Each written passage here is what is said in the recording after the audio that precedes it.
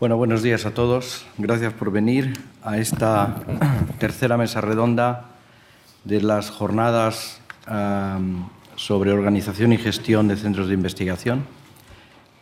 Yo soy Juan Lerma, profesor de investigación del Consejo Superior de Investigaciones Científicas. Desarrollo mi trabajo en el Instituto de Neurociencias de Alicante, el cual he dirigido durante 8,5 años o así.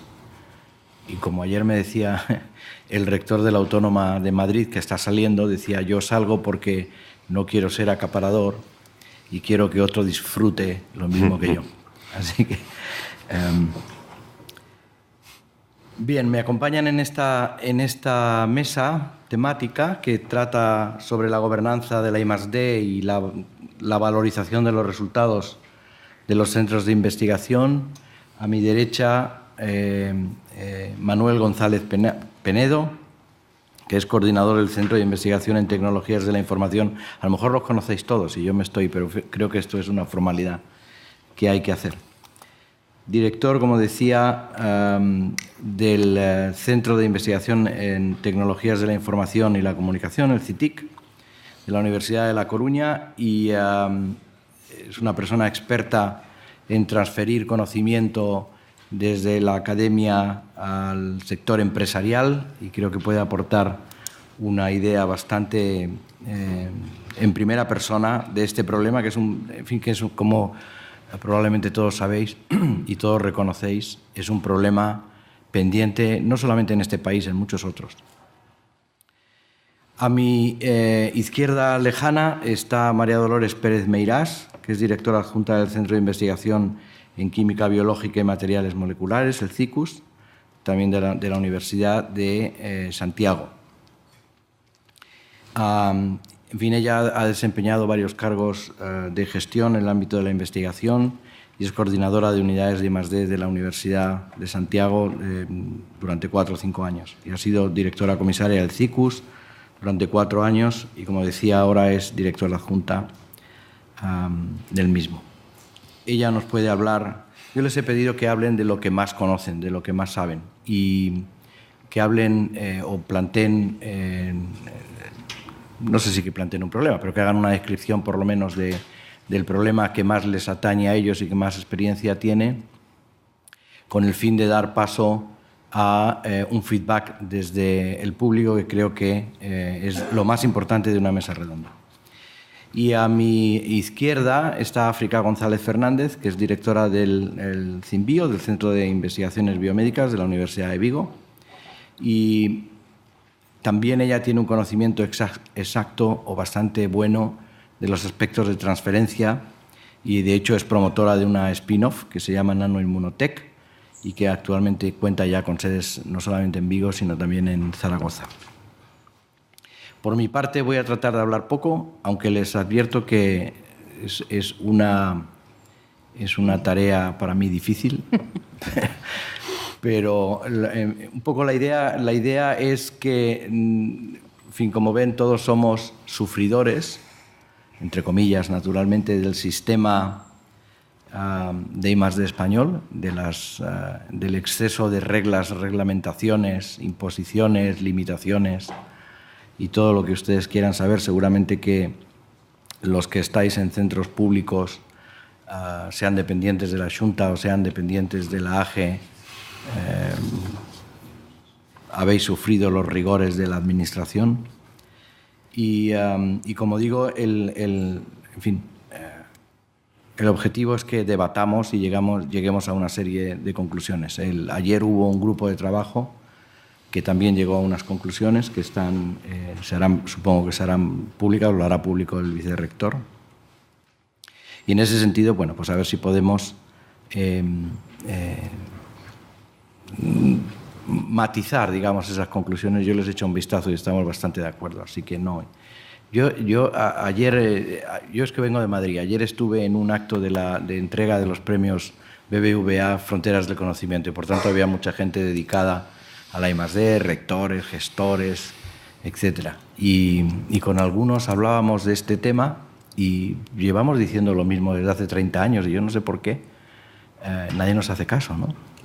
Es como como si la inercia impidiera parar un camión enorme que es, o un buque, y todo el mundo sabe que hay que parar, que hay que cambiar, que hay que hacer cosas nuevas, y es como imposible, ¿no? O sea que espero que estas jornadas, que yo creo que son muy oportunas, y creo que hay que dar la enhorabuena por la organización de las mismas, echen alguna luz y no caiga en saco roto. Así que, sin más, creo que lo mejor es que María Dolores empiece con, en fin, asuntos de la gestión de los centros, talento, etcétera, en fin, lo que quieras. Yo te agradecería que te limitaras a no más de 15 minutos. Muy bien, perfecto. Pues muchas gracias. Así lo intentaré. Yo, como decía Juan, nos hemos repartido un poco los temas y yo voy a hablar un poco de la parte que yo más conozco y en la que más he trabajado. Es un poco modelo de gestión de la investigación. No hablo de gestión burocrática, sino de qué modelos, qué instrumentos nos dotamos para conseguir nuestros objetivos desde el punto de vista de la investigación. Nuestros objetivos en nuestro centro en particular, en la red de centros singulares de la Universidad de Santiago, pues es hacer ciencia excelente, situarnos, digamos, en el panorama investigador internacional, que se nos reconozca, ser capaces de abordar proyectos ambiciosos desde un punto de vista interdisciplinar, mejorar, obviamente, la transferencia de conocimiento a la sociedad y para ser, digamos, mejorar nuestra calidad, la excelencia, ser más competitivos, pues lo que hemos hecho es dotarnos de un modelo, tratar de importar los modelos de gestión de centros que desde hace mucho tiempo están firmemente establecidos en el contexto internacional y también en el panorama nacional. Tenemos numerosos ejemplos y particularmente concentrados a lo mejor en Cataluña, en el País Vasco. Y tratar de importar esos modelos de centros independientes con recursos y demás a lo que es el entorno universitario, lo cual no dejaba de ser en su momento bastante novedoso. Hablo en pasado porque esto es un proyecto, el de los centros singulares de investigación en la Universidad de Santiago, que viene muy de atrás. Ahora mismo estoy viendo los primeros documentos y llevamos 10 años trabajando en él, ¿vale? Aunque los centros, el más antiguo sea el mío, que el CICUS, pues que lleva abierto 6 años, ¿no? Pero es un proyecto de largo recorrido.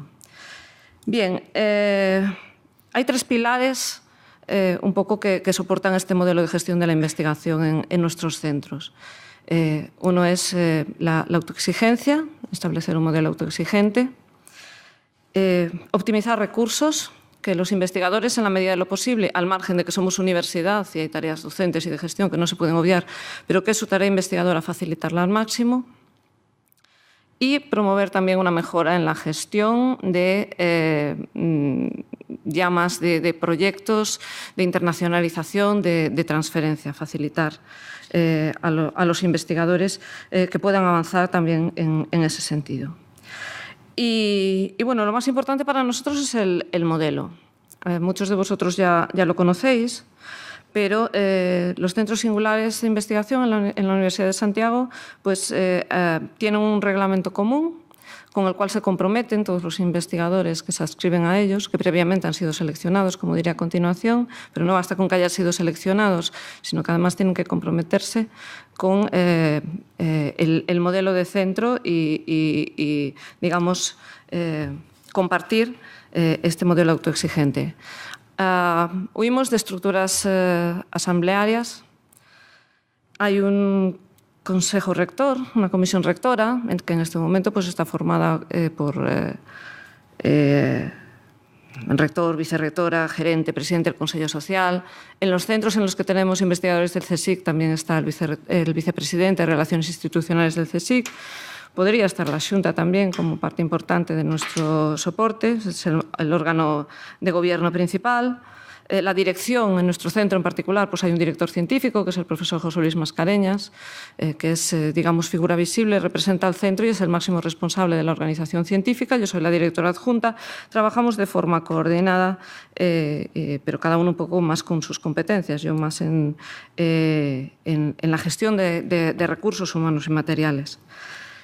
Y por debajo de nosotros pues hemos creado unas estructuras para, como decía, optimizar los medios. Pero lo más importante de este modelo es un comité científico externo del máximo nivel, con investigadores de nivel internacional y que ya en principio un comité externo ha seleccionado a los investigadores que constituyeron el núcleo inicial, pero que además nos asesora de forma continua y la parte más importante entiendo que es la evaluación. Hay una evaluación anual y sobre todo especialmente una evaluación cuatrienal rigurosa.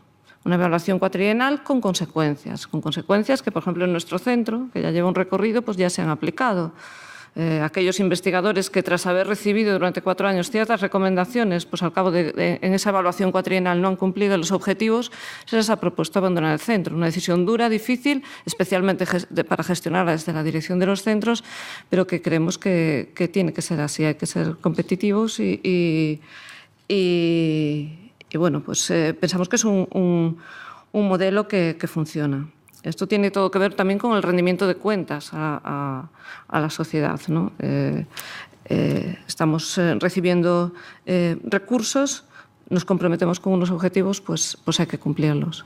Entonces, nos parece que el modelo está funcionando, lo estamos aplicando con rigor y digamos que la evolución de los indicadores en nuestros centros pues así demuestran que están funcionando.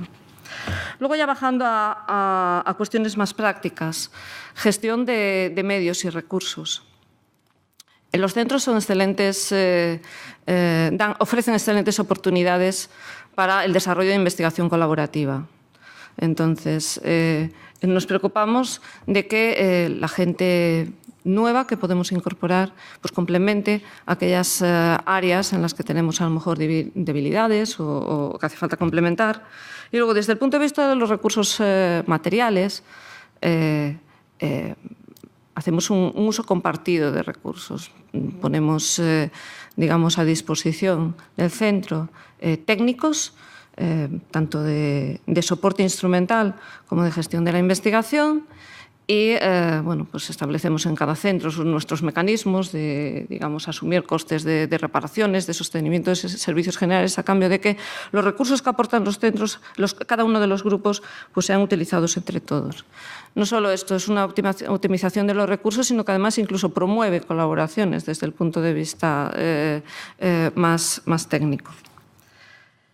Y desde el punto de vista de la gestión de la I+D, otra parte muy importante a la que hemos dedicado, pues, la financiación que nos ha dado la Xunta desde el principio, es tener personas que nos ayuden a mejorar en lo que identificamos como debilidades, que, bueno, en nuestro caso particular era un poco la internacionalización, captación de más proyectos internacionales y también mejorar las actividades de transferencia. En nuestro caso, esta unidad pues, es muy limitada por las limitaciones presupuestarias, pero de todas formas juega un papel fundamental. Ayer hablábamos en la mesa de trabajo 3 un poco de gestión de la transferencia, que, bueno, tema del que van a hablar más mis compañeros, que son más expertos, y identificábamos un poco las necesidades que hay tanto desde los centros como desde los grupos de investigación en cuanto al papel de las OTRIs. Y bueno, nosotros defendemos que además hace falta dentro de los propios centros tener un poco esas figuras que permitan la interlocución, es decir, ir desde el grupo, desde el investigador hasta la OTRI, identificar lo que son tecnologías con cierto potencial de transferencia, favorecer la interlocución con empresas, encontrar socios, difundir la oferta tecnológica de los centros en ámbito internacional y hacer también de puente con las OTRIs para hacer una gestión más eficiente desde el punto global de los resultados transferibles.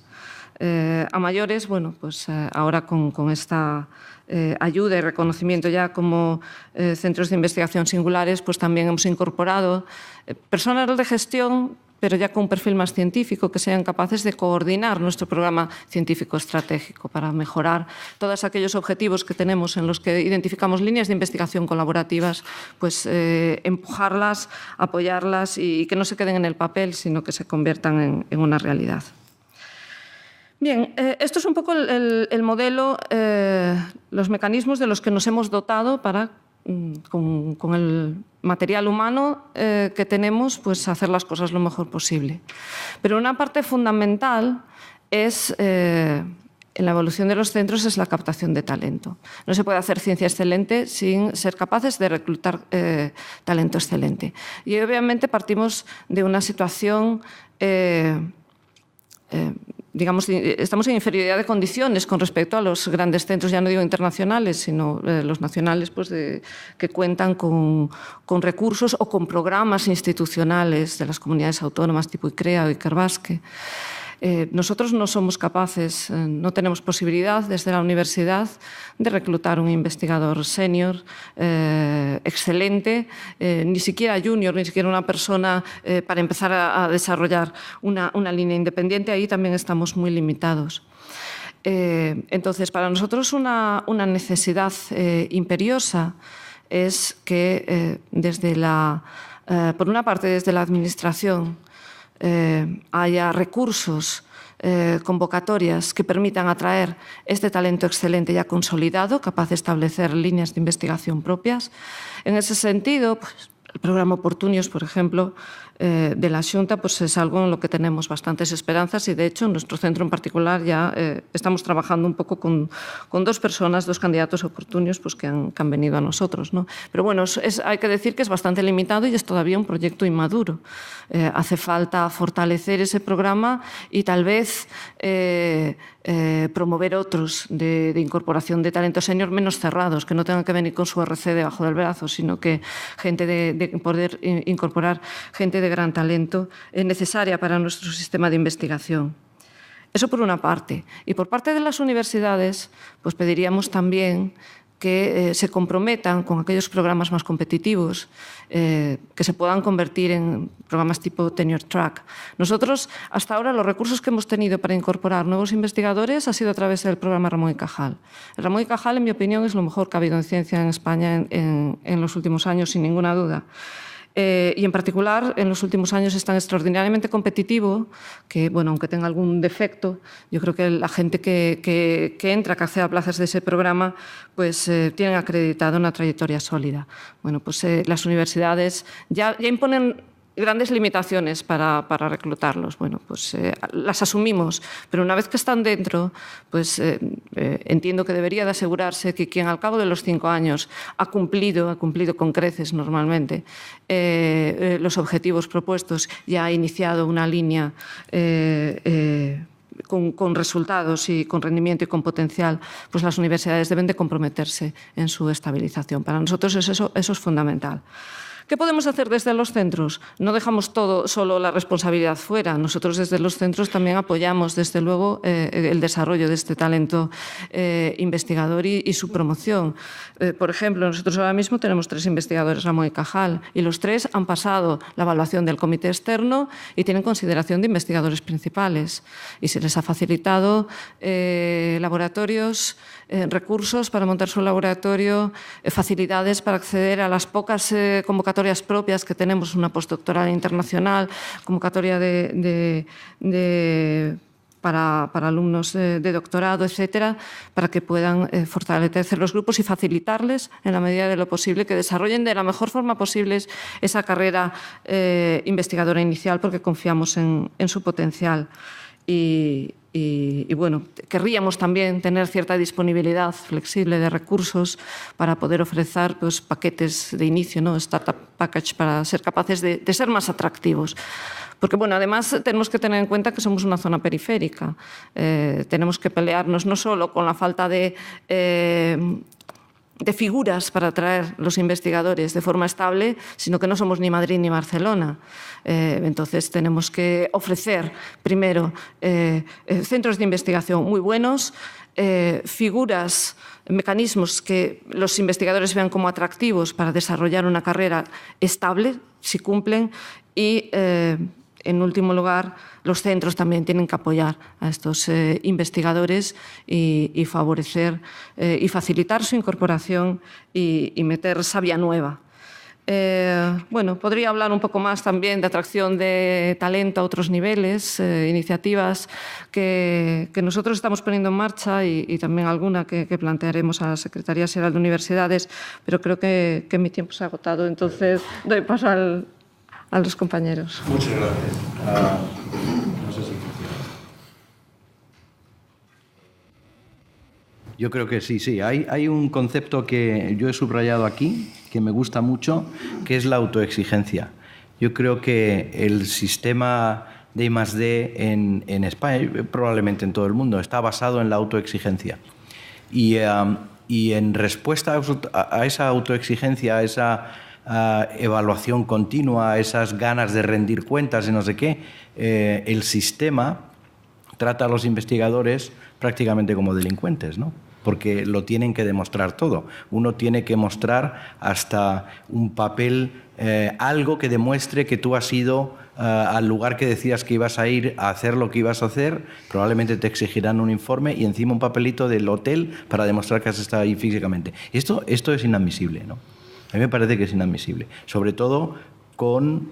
bueno, yo entiendo que estamos en un ambiente donde la corrupción pesa y ese tipo de cosas, pero claro, le están poniendo el cordel a los que no tienen que ponerlo. Que me diga quién ha metido, qué investigador hay que haya metido la mano en la caja. Todo lo contrario, más bien en su bolsillo para aportar algo en la caja, ¿no? Me parece, ¿no? África, por favor. Muy bien, bueno, buenos días. En primer lugar, quería agradecer a Manuel la invitación a participar y voy a hablar un poco sobre patentes y sobre las empresas spin-offs y un poco el papel que las OTRIs y también los centros de investigación, en este caso los centros de investigación singulares, pues qué papel podríamos tener en desarrollar y mejorar la cultura innovadora, ¿no? En el caso de lo que es la innovación o la transferencia de conocimiento, bueno, las universidades no solamente tienen el papel de hacer formación, de investigar, también de divulgar a la sociedad, sino que también tienen un importante papel en la transferencia de esos conocimientos, de esos productos, de esos fármacos, que se puedan realmente luego llevar al mercado y utilizarlos, ¿no? En ese aspecto, bueno, hay determinadas modalidades que se pueden emplear, como puede ser hacer contratos con empresas, que las empresas subcontraten las actividades de los grupos. Ahí podríamos hablar si realmente estamos dando gratis nuestro know-how y nuestro conocimiento. Podemos luego debatir sobre esto. Puede haber los modelos de hacer patentes, bien patentes que la universidad haga o que co-desarrolle con empresas, con sus ventajas y sus beneficios, y también el propio aspecto de que el propio investigador, el propio profesor desarrolle una empresa, ¿no? Lo que sería pues, una spin-off, una startup dentro de la universidad. En ese aspecto, las universidades, con el fin de apoyar este aspecto de la transferencia, crearon unas unidades de gestión, que son las OTRIs, oficinas de transferencia de los resultados de esa investigación, con la idea también un poco de ayudar al investigador desde la idea hasta verdaderamente, bueno, pues poner ese producto en el mercado. Y realmente lo estamos haciendo bastante mal. En España, lo comentábamos ayer y esta mañana, realmente España no tiene una cultura de innovación. Yo creo, hay algunas cosas que voy a decir que son personales, tenemos más mentalidad de funcionario, mentalidad de que pues, otras personas desarrollen y que nos den un trabajo, más que esa cultura de empezar con una idea, lanzarnos un poco a ese abismo, pero que puede ser, pues, puede ser un sueño que finalmente se convierta en realidad. El problema es que esa falta de cultura innovadora, esa falta también de dinero, de inversión, bueno, pues hace que realmente lo que comentaba Juan es que es muy, muy difícil que las empresas y que las patentes que desarrollemos realmente luego tengan un retorno de una cuantía importante, ¿no? Realmente cuando pensamos en transferencia, el problema es que la mayor parte de los investigadores, cuando han realizado un desarrollo, no piensan en realmente si eso es patentable o no. Normalmente pensamos en la publicación. Ese es uno de los pecados que tenemos los investigadores, en que no pensamos que el producto o el desarrollo, incluso un software o una idea que hemos tenido, realmente podamos a lo mejor patentarla. Y deberíamos de pensarlo antes de publicar, porque muchas veces pues, ya no es secreto, lo hemos mandado a un congreso y ya no podemos patentar. Otro de los mayores problemas es que los investigadores estamos acostumbrados a ver artículos, pero no a mirar patentes. No entramos en redes ni buscamos si lo que estamos desarrollando a alguien se le ha ocurrido. Yo ayer un poco de broma decía que muchas cosas seguro que ya los rusos o los alemanes o hace muchos años a lo mejor ya desarrollaron esa reacción química o ese fármaco. Lo que pasa es que nadie lo sabe porque no han visto y no han encontrado ese artículo. Y lo mismo con el tema de las patentes. Además, a veces no se evalúa todo el proceso, el coste que se puede tener. Los investigadores somos muy malos calculando los costes globales. Sabemos a lo mejor lo que nos puede costar un reactivo, pero todo el proceso y luego lo que podría costar eso, llevarlo a un mercado o realmente hacer el escalado, también lo desconocemos. Desconocemos completamente el mercado. Nosotros nos movemos muchas veces con los comerciales, pero realmente no sabemos qué gente, cuántos podrían comprar nuestro producto, ¿no? Tenemos un enorme desconocimiento y en todos estos aspectos es una falta de cultura de lo que es la innovación. Y desconocemos el valor real que puede tener nuestro producto. Hay gente que cree que lo que ha desarrollado es la bomba, pero en realidad tu producto vale lo que el mercado quiera pagar por él, ¿no? Esa tecnología te ha podido costar muchos años, pero si nadie te quiere pagar nada, pues realmente no vale nada. También hay otro error que muchas veces la gente piensa que todo hay que patentarlo. Y no, se pueden transferir cosas sin necesidad de patentarlas. De hecho, hay fórmulas secretas como la de la Coca-Cola que no se ha patentado. Y si se hubiera patentado, al cabo de los 20 años todo el mundo hubiera conocido la fórmula de la Coca-Cola y ya muchas empresas harían un refresco como la Coca-Cola, ¿no? Entonces, hay veces que tú puedes transferir a las empresas los productos o las ideas sin necesidad de patentar. Bueno, en ese aspecto, bueno, pues las OTRIs de las universidades intentan hacer la labor, sobre todo, bueno, pues desde el inicio, a veces también con fondos de valorización, de forma que apoyar al investigador económicamente, pues en el pago de las tasas, en coordinar y poner interaccionando con las empresas, pero en realidad las OTRIs tienen el problema de que una universidad es muy multidisciplinar, hay distintas áreas de conocimiento, es muy difícil que una OTRI conozca muy profundamente todos los ámbitos. Desde ese punto de vista, los centros de investigación y con necesidad de financiación pueden ayudar dentro del ámbito de conocimiento de ese centro de investigación con personal que pueda especializarse en un ámbito, en nuestro caso el CIMBio, pues en la investigación biomédica. A lo mejor la OTRI de una determinada universidad, pues a lo mejor es más potente en el ámbito, por ejemplo, de la ingeniería o de la parte de informática, pero a lo mejor en la parte biomédica pues hay que darle un apoyo y un soporte y que pueda hacer esa interfase entre lo que es el investigador, la problemática que tiene la investigación biomédica, que a lo mejor es muy distinta a la que puede ser pues, un prototipo o un modelo en el ámbito de la ingeniería. Tenemos que incrementar la cultura de la innovación con todos estos, digamos, problemas y pecados que tenemos de que no conocemos el mercado, etcétera. Y yo creo que necesitamos mejorar una estructuración de todo el proceso, desde lo que es la idea hasta el proceso final. Y no necesariamente cualquier idea tiene que desarrollar una spin-off. Un ejemplo es, si yo diseño una nueva silla, a lo mejor no tengo que hacer una spin-off para vender esa silla. Tengo que hablar a lo mejor con empresas que diseñan diseñan sillas y a lo mejor le vendo la idea o el diseño de mi silla, ¿no? También hay veces que queremos explotar algo que a lo mejor verdaderamente va a tener muy poco recorrido. Y hay un aspecto que creo que es importante destacar, es que la transferencia no la podemos hacer los centros de investigación. Nosotros podemos ayudar a los investigadores, pero las patentes, la firma de las patentes tiene que hacerse a través de las OTRIs.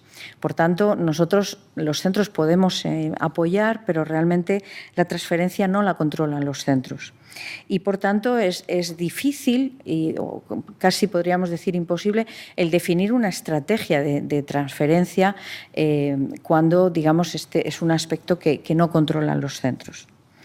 Con respecto a los modelos, pues modelos por ejemplo, de hacer patentes, básicamente hay dos modelos. Uno, que el investigador patente y después intente buscar la empresa durante el periodo antes de hacer la PCT, buscar dinero, financiación y que realmente luego sea la empresa la que desarrolle.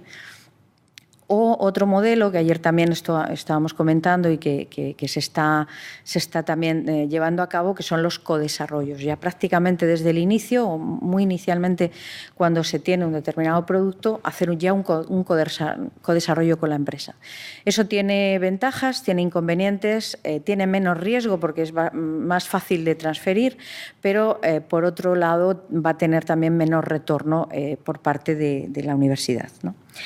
Estamos también en la periferia, como antes comentaba Dolores, y tenemos un sector industrial que, bueno, pues realmente a lo mejor no somos tan competitivos como si pudiéramos estar en otros entornos como puede ser pues, el País Vasco, Madrid o Barcelona. Las patentes que hacemos o que hemos hecho hasta ahora realmente eran unas patentes en las que se intentó que los investigadores hicieran patentes, se hicieron gratuitas para las universidades. Ha empezado a haber más patentes, pero muchas patentes no son de gran calidad. Se hicieron gratis con esa idea de potenciar. Después se dice, vale, ya más o menos empezamos a hacer patentes, pero lo importante es que la patente se licencie. Si la patente no se licencia, pues prácticamente no sirve de nada una patente en el currículum. Y ahora el siguiente paso es no solo que se licencie la patente, porque hay veces que se licencia incluso a las propias empresas spin-off que el investigador desarrolla, pero realmente luego no hay retorno. Entonces ahora, digamos, estamos en la siguiente etapa. Ya el tener patentes per se no es suficiente, el tenerlas licenciadas no es suficiente, tenemos que llegar al siguiente paso. Esa patente tiene que tener retorno. Y de todas las patentes que tenemos, realmente patentes con retorno hay muy, muy pocas.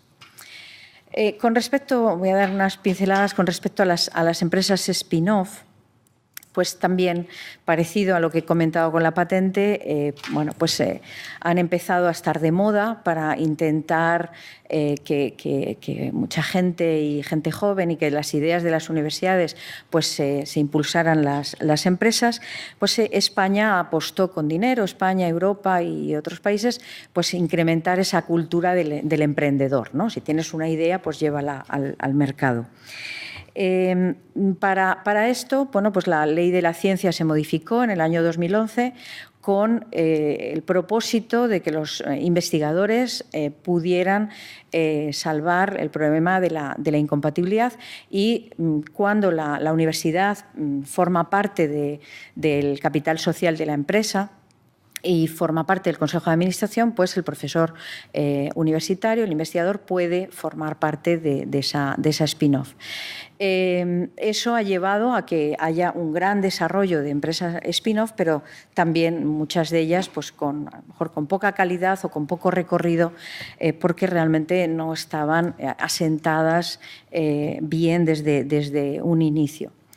En el caso concreto de una empresa a la que yo soy promotora, que es Nanoimmunotech, tengo que decir que la OTRI tuvo un papel muy, muy importante. También el Gobierno regional con la empresa Concepto, también a nivel nacional con la Fundación Genoma España, con unos premios y unos programas formativos, con unos módulos que se hacían a nivel telemático para ayudar desde una idea cómo transferirla directamente, posteriormente, y el desarrollo de una empresa. En nuestro caso hicimos ese paso, nos presentamos a un premio nacional de Genoma España y ganamos como el mejor premio, o sea, la mejor idea innovadora, pero sin tener empresa, simplemente era una idea. El premio, que fueron 30.000 euros, pues nos los podíamos haber repartido. Preguntamos a IGAPE, ¿tenemos que repartirlos o tenemos que invertirlos en una empresa? Bueno, pues decidimos iniciar el paso de la empresa. Empresa Concepto nos ayudó. En Galicia tengo que decir que fue una ayuda muy, muy importante, porque puso a un economista durante casi 8 meses para ayudarnos a hacer un plan de negocio, un estudio de mercado y ayudarnos a pedir un Neotec a nivel nacional que el CDTI ponía también a disposición de las empresas. Uno de los grandes errores que suelen tener las spin-offs es que el propio profesor es el director o el CEO de la empresa, y yo creo que es un error. La empresa debe estar dirigida a 100% de una persona, que su sueldo salga de la empresa, que ponga todos los sentidos, y nosotros no tenemos tiempo para estar en la empresa todo el tiempo. Desde el punto de vista de ayudas, Europa ha puesto instrumentos, como un instrumento PYME de bastante dinero. En nuestro caso, nuestra empresa pues, ha conseguido un instrumento PYME en fase 2 de 2 millones de euros. A nivel nacional, pues estas, como el Neotec del CDTI. A nivel regional, las autonómicas también fomentan con determinado dinero determinadas iniciativas para el desarrollo de empresas, y también la universidad. En nuestro caso, bueno, pues la Universidad de Vigo pues tiene incubadoras, tiene también premios, alquiler de espacios a empresas que han surgido de la universidad, el uso de infraestructuras, etcétera, de forma que, bueno, que se intenta desde las universidades el promover las spin-offs. Pero hay una serie de errores, igual que veíamos con las patentes, pues más o menos es extrapolable a las spin-offs. Lo que comentaba, las spin-offs no se pueden convertir dentro del propio laboratorio de investigación, el hacer determinados desarrollos dentro de la propia institución. Debe de volar cuanto antes, independizarse, y eso es muy bueno tanto para la empresa como para el propio grupo de investigación, y eso os lo puedo decir digamos, por mi propia experiencia. Y la empresa tiene que vender. La venta puede ser también en forma de servicios, pero realmente si haces servicios siempre estás dependiendo de una empresa que te compra esos servicios. Si solo estás dependiendo de una empresa, si esa empresa deja al día siguiente de pedírtelos, la empresa se hunde. Por tanto, las empresas deben de vender. Hay que saber cómo está el mercado, qué precios poner, qué cantidades. Hay veces que cosas muy, muy pequeñas al final es lo que lleva a que una empresa tenga éxito o no. Claramente, si tu producto tú crees que es muy bueno, pero no ganas dinero, en realidad no tienes una empresa, ¿no?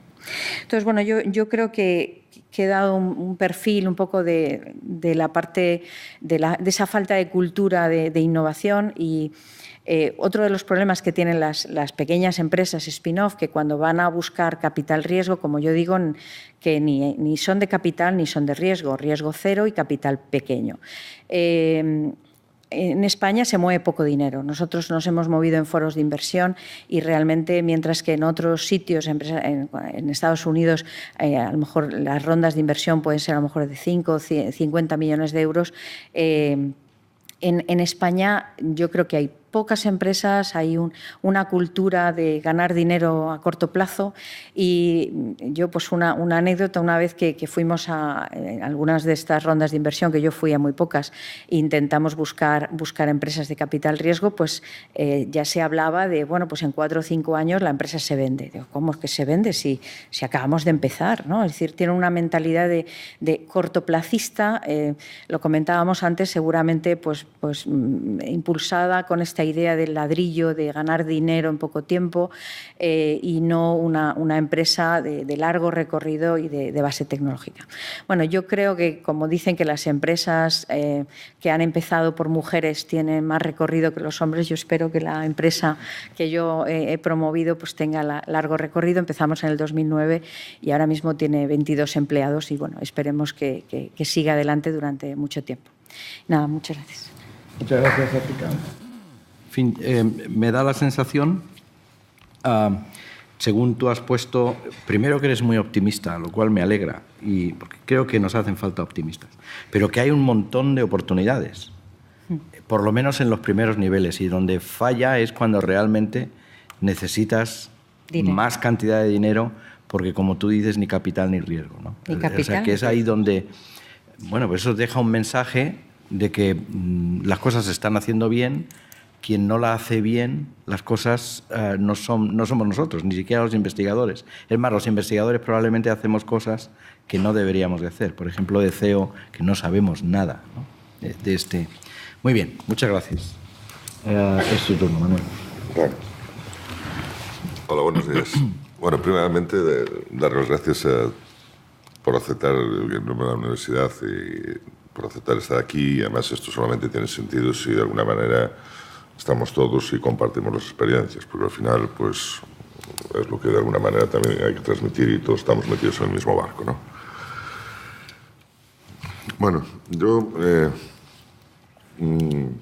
para no dejar de ser quien soy, pues, mi intervención va a ser un poco remarcar, no lo que yo estoy haciendo, concretamente en mi centro, sino principalmente las deficiencias que veo en el sistema o en el modelo de transferencia que creo que está asociado a todos los centros de investigación, como si dijésemos. Por lo tanto, lo que voy a comentar es un poco un punto de vista general, sin centrarme en ninguna entidad ni ninguna institución en concreto. Y luego, si quieren, discutimos y hablamos. La universidad, estamos hablando de centros de investigación dentro de la universidad, no ajenos, por lo tanto están marcados dentro de una estructura rígida, dentro de una estructura que es la propia universidad. La universidad es una entidad, una institución que tiene muchos años y siglos de historia. Empezó con el tema centrada principalmente en la educación y en un momento determinado surge la idea o sale la idea de la promoción del conocimiento en la sociedad, que era otro de los objetivos. Como idea, pues está muy bien, y en un momento determinado pues aparece el concepto de transferencia, que empieza o puede conllevar distintos puntos, distintos niveles de actuaciones. En un primer momento, pues la idea de la transferencia, porque aquí no teníamos ninguna cultura, pues era simplemente la relación con una empresa y era casi pues una relación comercial. Si me haces esto, si yo te doy esto, pues te doy unos cuantos dineros o una cosa de estas, o te apoyo en la investigación, o te compro unos reactivos o cosas de ese estilo. Hace poquito estuve en una conferencia que dio Carrocedo en Feuga, explicando sus comienzos, y decía que cuando empezó a desarrollar y empezó a tener una proyección internacional, no se le ocurrió ni patentar, no había nada. Era una relación que tenía para... Si hubiese patentado aquello, pues porque gracias a Dios no tendría los problemas que tiene para su fundación y sería, vamos, una entidad enorme. No había cultura. Entonces, el problema es que se nos ha metido, se nos ha introducido el concepto de transferencia dentro de lo que es la institución, la idea de la transferencia dentro de lo que es la institución de la sociedad. Claro. Un centro de investigación está dentro de esa institución y no puede jugar, en principio, al margen. A partir de ahí, de la transferencia, aparecen otros modelos de creación de spin-off, patentes, registros, lo que uno quiera, startups. Pero en relación con el tema de la transferencia, es que, por un lado, el centro pertenece a la universidad. Los investigadores son de la universidad, tanto los propios profesores como los que, de alguna manera, captan. Los nuevos, vamos a ver, indicadores se refieren que ahora un centro, otra de las patas importantes es la transferencia. Pero el centro, bueno, en ese modelo, cuando aparece la idea de la transferencia, todas las universidades de España crean las unidades de transferencia, las otras. Y en principio son modelos creados allí, y salvo muy pocas que le dan una cierta importancia, pues son normalmente gestionadas por personas no profesionales en el ámbito de la transferencia. Y eso es un problema. porque me muevo en un mundo totalmente profesional, con gente normalmente, en aquel momento por lo menos, con gente aficionada. Otra parte, las otras en sí, pues siempre desde un punto de vista de la universidad, si la universidad apoya esas estructuras, tiene que invertir dinero, tiene que hacer una inversión, tiene que hacer una programación y un plan estratégico de hacia dónde quiere llevar la investigación. Y muchas veces eso se fue creado en un primer momento porque aparecía el concepto y había que dotar algún mecanismo que permitiese a un investigador, ya no estoy diciendo un centro, hacer un contrato, simplemente con una empresa. Pues, alguien tenía que gestionarlo o alguien tenía que controlarlo. Eso aparecieron hace algún tiempo.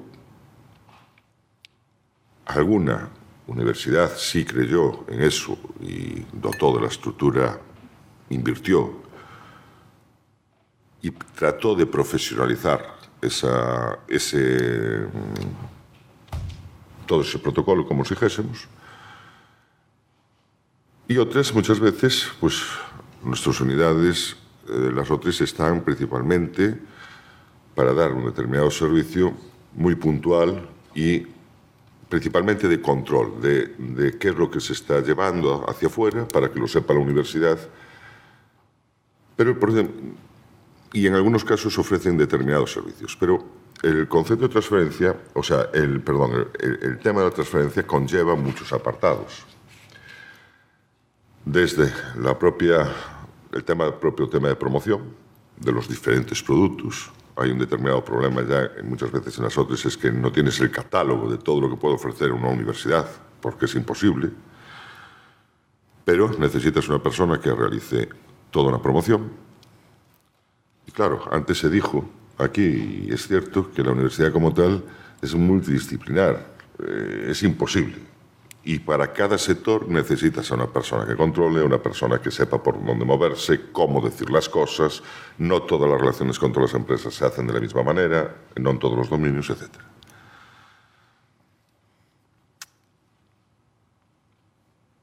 ¿Qué sucede? Ahora en los centros, aparte de la investigación, se nos pide también que de alguna manera hagamos transferencia. Los centros son unas estructuras singulares que están acotadas principalmente en un dominio muy concreto. Cada uno de ellos tiene su propia idiosincrasia y tiene sus propias relaciones y diferentes relaciones con el sector empresarial. No todas las relaciones en todos los centros se realizan de la misma manera porque los campos y los dominios son distintos. Yo, en el ámbito TIC, puedo relacionarme de una manera con las empresas, en el campo farmacológico otro, en el campo de bio otro. Y entonces cada una de esas relaciones tiene que ser llevada por una persona que conozca ese mundo y que se lleve de una determinada manera. El contacto con la empresa hoy en día, en muchos de los casos, se hace o lo viene haciendo el investigador. Los centros, de alguna manera, desde algunos años, a la vista de que lo era también de lo que se nos estaba pidiendo y un poco por esa singularidad, hemos tratado de dotarnos de personal, vamos a decirlo, lo más profesional que podemos conseguir para apoyarnos por lo menos en las tareas de promoción. Debido a esa singularidad, la universidad, muchas veces las universidades no pueden tener en las otras todas esas personas que nosotros necesitamos. Entonces necesitamos tenerlas nosotros para poder abordar esa otra pata que se nos exige. Esas personas se mueven de alguna manera, muchas veces se tienen que mover de manera, son determinados profesionales, se mueven bajo la estrategia del centro y muchas veces desde las universidades se nos pide también que haya una interacción con las otras, con esas personas. Eso es a lo que me refiero muchas veces a lo que es la parte de control, de alguna manera. Pero nos quedamos ahí.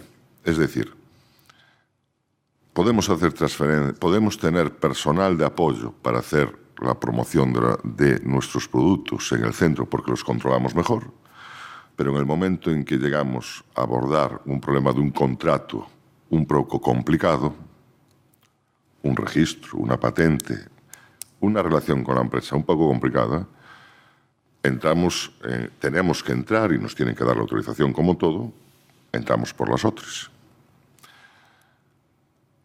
Si el tema es un poco complicado, estoy hablando en generalidades, esto es simplemente también un toque a las distintas instituciones para que, si creen en ello, pues que sepan muchas veces los problemas con los que encontramos. La relación con las empresas normalmente tiene que ser, nosotros tenemos que saber, entramos en un mundo completamente de lobos, en donde muchas veces nosotros somos corderos. Tenemos que tener gente que realmente sepa tratar con ellas y tenemos que tener una dinámica y una flexibilidad de movimientos. La estructura que hoy nos ofrecen normalmente las instituciones es muy rígida. En el sentido, un ejemplo, yo en el momento que propongo un contrato con unas ciertas complejidades, entro lógicamente por el campo de las otras y a lo mejor ahí, porque no tienen la capacidad, porque se tienen que poner en contacto con 10.000 abogados externos, porque tienen que hacer con 10.000 consultores, etcétera, etcétera. Y que además no puedo yo decidir, porque evidentemente afecta al concepto, al conocimiento de la universidad, pasa un montón de tiempo. El pasar un montón de tiempo normalmente tiene implicaciones cuando yo me relaciono con una empresa. Yo no puedo tener parado un contrato 2 meses, simplemente porque alguien me lo está analizando por ahí adelante. Claro que hay que analizarlo y claro que tengo que controlarlo. Lo que pasa es que los tiempos en los que normalmente nos movemos, todos lo sabemos, en las universidades, en todos los aspectos, son tiempos que van a otro ritmo en el mundo empresarial. Pero el problema es que a nosotros se nos exige ir al mundo empresarial, pero muchas veces no tenemos los mecanismos. Estamos jugando muchas veces, me incluyo, desde un punto de vista con un equipo de aficionados en una liga profesional. Y ese es un problema. Para un director científico, cuando tiene que hablar con las empresas y no puede llevar a nadie que lo asesore, cuando muchas veces el problema, ya sé, es un problema de recursos, es un problema de tener las personas capacitadas, para eso hay que invertir dinero, todas estas cosas. La universidad quiere controlar eso, y es lógico, porque es su conocimiento y es su centro de investigación. El centro de investigación le pides que haga transferencia. Si yo me pongo en contacto con una empresa, trato de establecer una relación y luego muchas veces eso se empieza a diluir por todos los trámites que hay y todas estas cosas, hago quedar mal a la institución, quedo mal yo delante de la empresa, que soy el que doy la cara muchas veces, etcétera, etcétera, etcétera. Entonces, una parte fundamental, sí considero que las otras son importantes porque es una manera que la universidad tiene que tener de alguna manera también centralizado su conocimiento, pero sí es cierto que si los centros de investigación tienen que abordar también ese problema, tienen que contemplar los estamentos, dotarlos de una singularidad, es decir, apoyos para apoyar su singularidad y luego de establecer unos requerimientos o unos requisitos de funcionamiento y en protocolos de los otros servicios que de alguna manera conviven con esa parte de la transferencia dentro de la universidad, importantes. Si no es así, bueno, pues seguiremos la parte de las patentes. Dices, patentamos, lo hacemos muy mal. Lo hacemos muy mal. Tiene que ser también selectivo, pero tiene que haber unidades que sean capaces de analizarlo todo. No lo podemos dejar solamente al investigador. El investigador no puede llegar. Al investigador le estamos exigiendo de todo.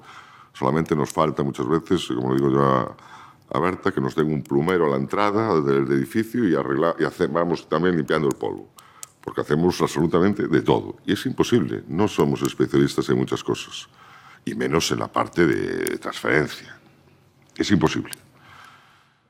Y lo que no podemos hacer es querer posicionarnos ahí simplemente con el modelo de ciertos contratos artículos 83, me saco 5.000 euros, 10.000 euros, qué bien, he traído para el centro 20.000 euros fantásticamente, el investigador se siente contento porque dice, bueno, hombre, ya tengo resuelto los viajes de este año.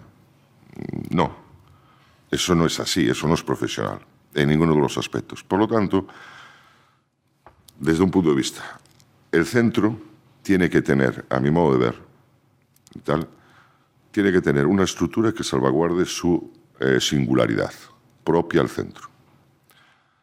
Y, lógicamente, luego las instituciones, de alguna manera, tienen que crear unas unidades profesionales para controlar toda la parte de transferencia. Eso es fundamental.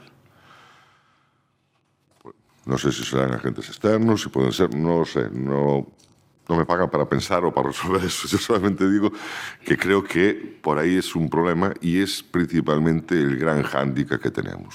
Como director científico, puedo establecer modelos de transferencia en mi centro, de dejarle a los investigadores que se muevan libremente, de tener líneas estratégicas en donde yo digo más o menos, bueno, la dirección dice, oye, vamos a ir con estas empresas en transferir todo esto. Y podemos tener muchos modelos. Lo que no puede ser es que luego, cuando lo queramos plasmar, entremos en protocolos que sabemos lo que son, que no tienen ningún sentido. Y en el mundo empresarial eso no funciona así. Entonces, necesitamos profesionalizar esa parte, que es de la misma manera que entiendo que en la parte de educación y en la parte de investigación nos podemos considerar profesionales, en la parte de transferencia no somos profesionales. Y eso es un problema muy serio. Y luego discutimos sobre otras cosas, pero bueno, era una visión así un poco...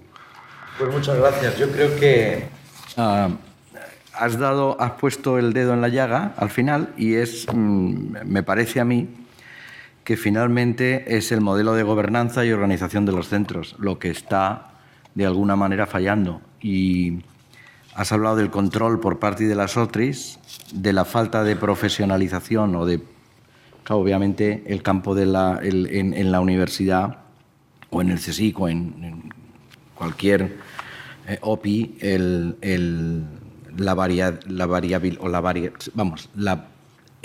catálogo de temas es tremendo y 4 personas en la OTRI, que me temo que no hay más, no llegan, ¿no? Y eso encaja con la figura que tú decías inicialmente del identificador de algo transferible, porque yo como investigador no me pregunto si esto lo puedo vender o no lo puedo vender. Lo que yo estoy tratando de resolver es una pregunta, ¿no? Y la investigación está montada, y los casos de éxito que yo conozco siempre bottom-up, nunca al revés.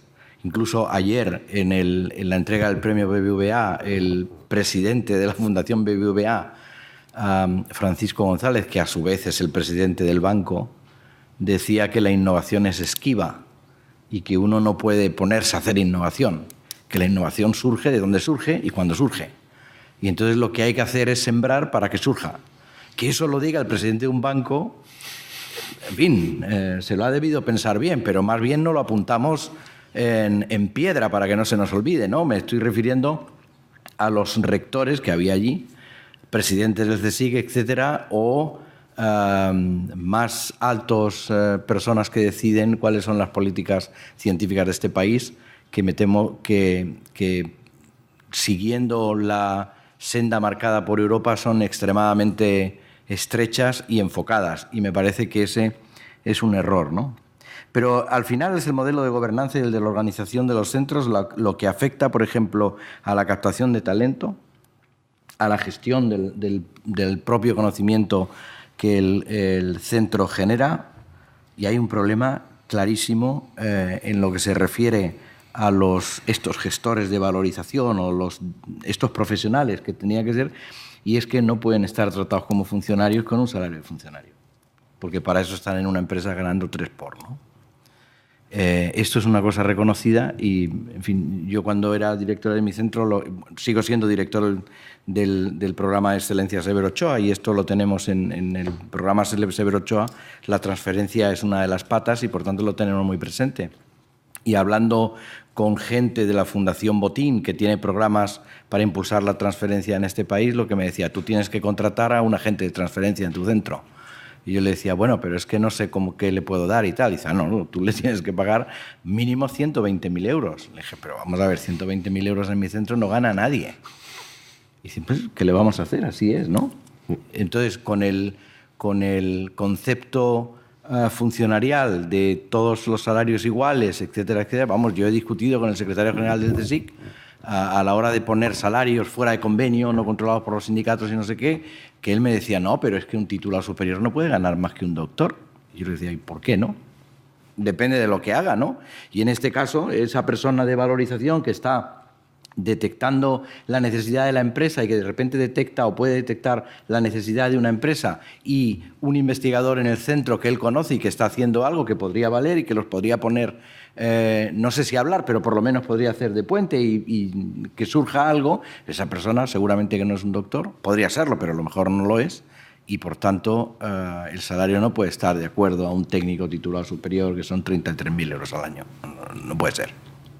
Así que el modelo de gobernanza finalmente es el nudo gordiano y creo que es lo que este país se debería de plantear de una vez por todas. Hay casos de éxito, hay ejemplos de éxito, donde tienen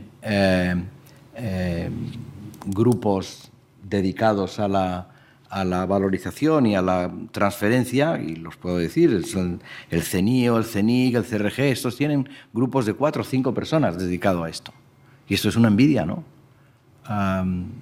No solamente eso, tienen otra cosa que es muy importante y que no se ha planteado aquí, es la comunicación, ¿no? Si no estás en las redes, si no estás en la sociedad, si no estás comunicando lo que haces, no existes. Esto es otra de las patas de los centros y que uno no puede contratar. Vamos, una vez se me ocurrió a mí empezar a colaborar con un periodista independiente, me llamaron desde Madrid y me pegaron una bronca que para qué, ¿no? Ahora hemos hecho un contrato formal, estoy esperando que me llegue la bronca.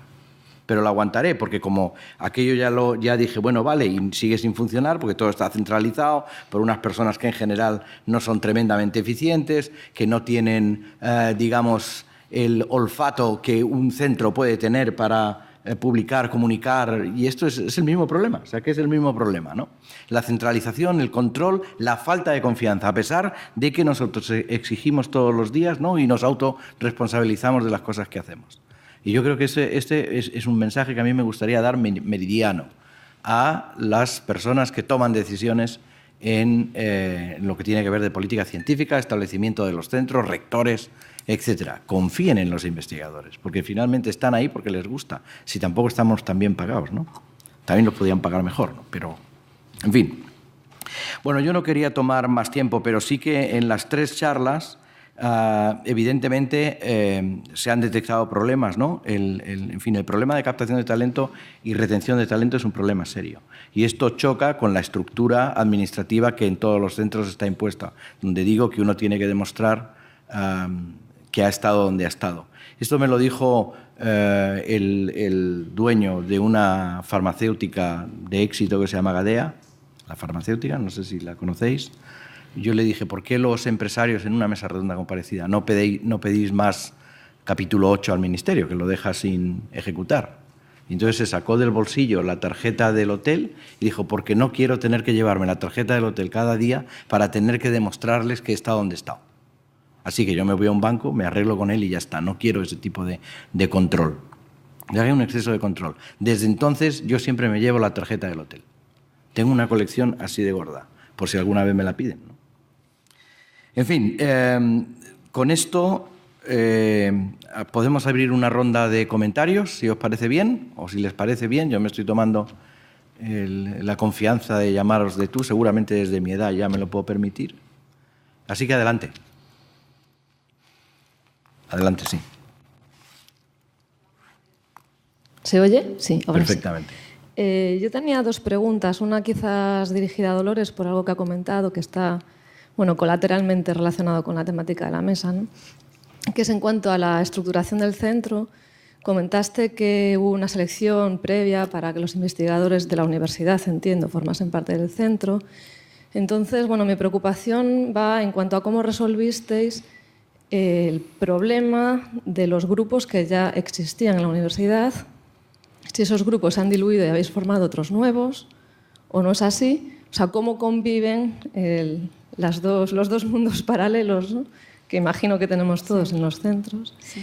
Y también tenía una pregunta más relacionada con la temática de la mesa en cuanto a la cuestión de las patentes, ¿no? Porque el hecho de hacer una patente exige, como comentaba África, el no tener ciertas publicaciones previas. Pero cuando hacemos una investigación, normalmente siempre lo hacemos con gente joven que está tratando de hacerse una carrera en el mundo de la investigación, que concurre a becas y plazas, bueno, plazas con suerte, en donde todavía hoy se le da una importancia, no sé si excesiva o no, pero se le da mucha importancia al tema de las publicaciones, ¿no?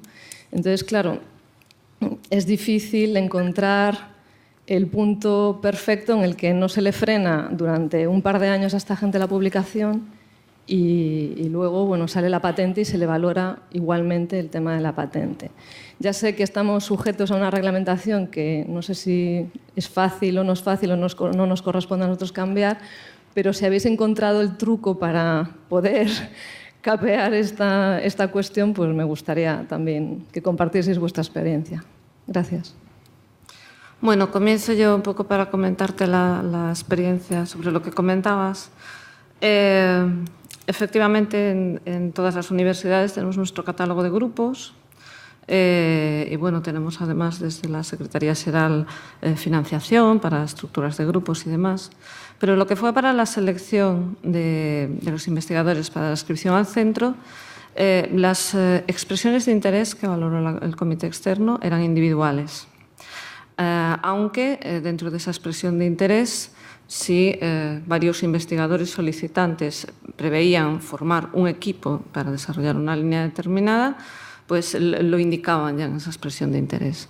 Y el resultado fue que en muchos casos pues, fueron seleccionados para el centro pues, digamos, el conjunto del equipo y más o menos coincide lo que es el grupo de catálogo con lo que está dentro del centro y en otros muchos casos no. Dentro del centro, más que grupos, hablamos de equipos, van asociados a líneas. Si vas a nuestra página web, en grupos de investigación lo que están identificados son las líneas de trabajo y las personas que llevan asociadas. Y eso puede identificarse en algunos casos concretamente con el grupo, digamos, que aparece en el catálogo de la universidad y en otras ocasiones no. En mi grupo, pues la gente que hace cálculos computacionales no está en el centro, no forma parte del centro, colaboramos con ellos, pero está en la facultad. Otros grupos que eran más dispersos, pues a lo mejor el de biofísica está en Lugo, pero la parte de espectroscopía ultra rápida está en el CICUS. Y no ha supuesto un problema grave en nuestro caso. En cualquier caso, siempre también ahora en las evaluaciones, los evaluadores evalúan la línea, pero cuando es necesario hacen valoraciones concretas sobre investigadores puntuales y puede estar una línea adecuadamente evaluada y hacer, sin embargo, la anotación de este investigador no está, digamos, no identificamos que su actividad se corresponda y entonces hay recomendaciones específicas sobre personas. Entonces, bueno, pues es un poco lo que fue la dinámica de entrada y lo que continúa siendo la dinámica de la evaluación. Cada uno es responsable de lo que hace, independientemente que obviamente formamos grupos y equipos.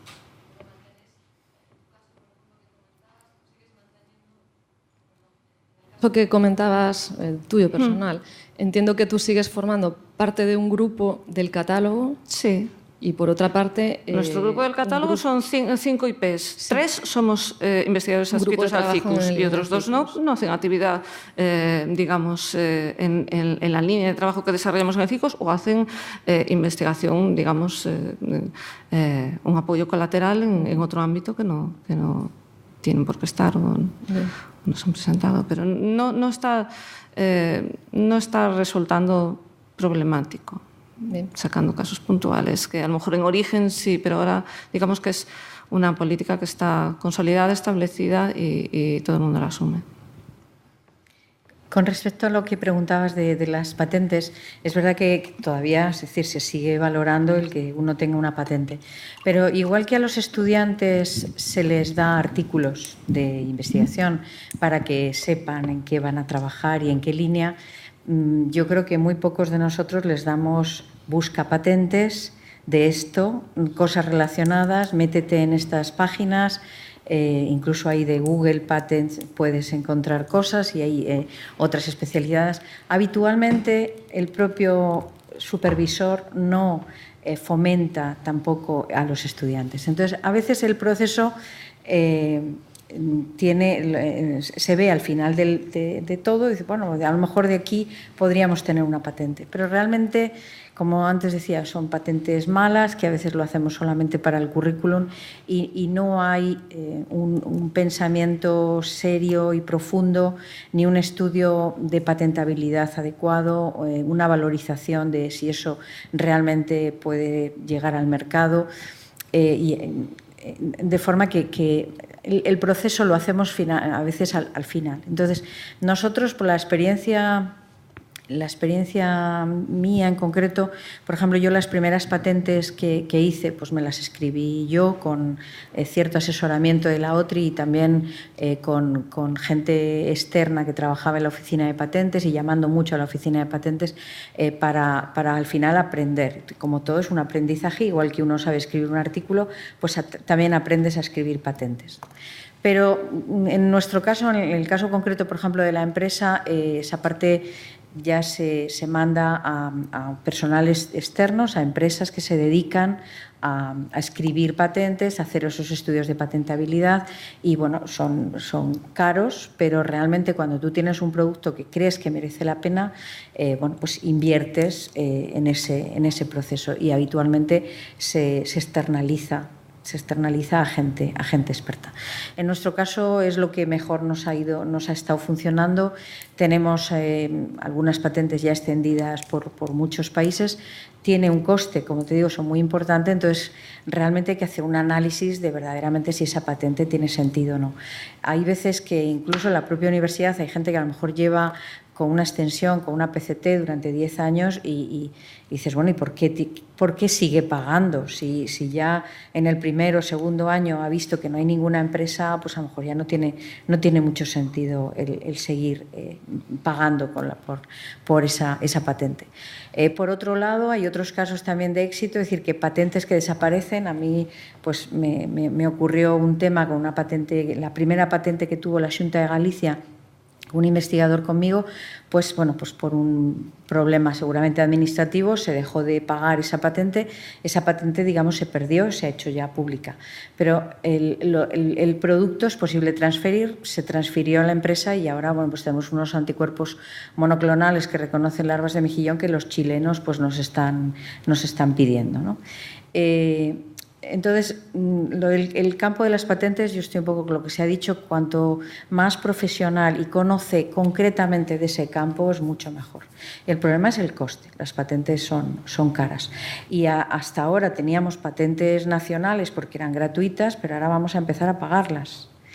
Entonces, yo creo que las patentes que salgan van a empezar a incrementar la calidad, porque lo que se patente verdaderamente dices, bueno, merece la pena porque lo tenemos que pagar, ¿no?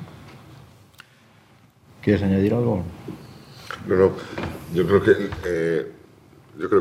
Berta también, por aclarar, si no lo quieres decir tú, te estaba también preguntando cómo eres capaz de convivir dentro de tu grupo de investigación, lo que estás haciendo, cuando tienes que también crear currículum a la gente nueva y cuando quieres escribir una patente no publicas. Entonces tienes que convivir, por un lado. Bueno, pero incrementas sí, eso. pero el tiempo de demora no es tan grande.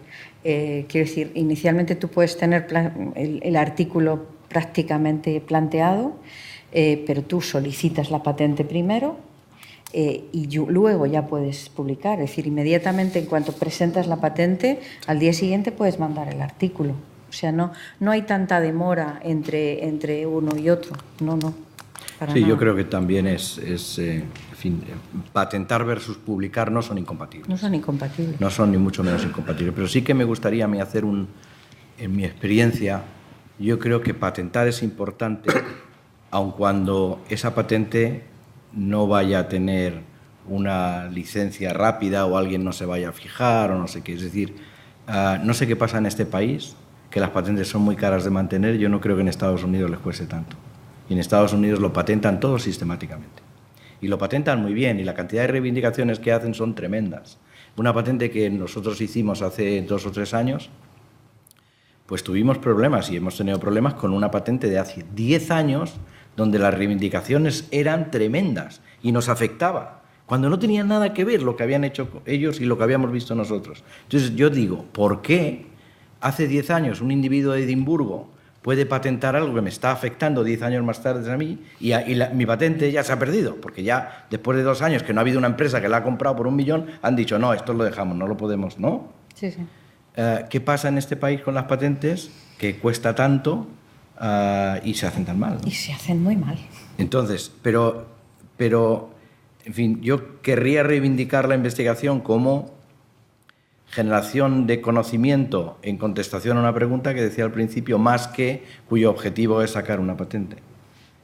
Tu jefe no patentó los anticuerpos monoclonales, por lo cual la humanidad le está muy agradecido. Muy agradecido.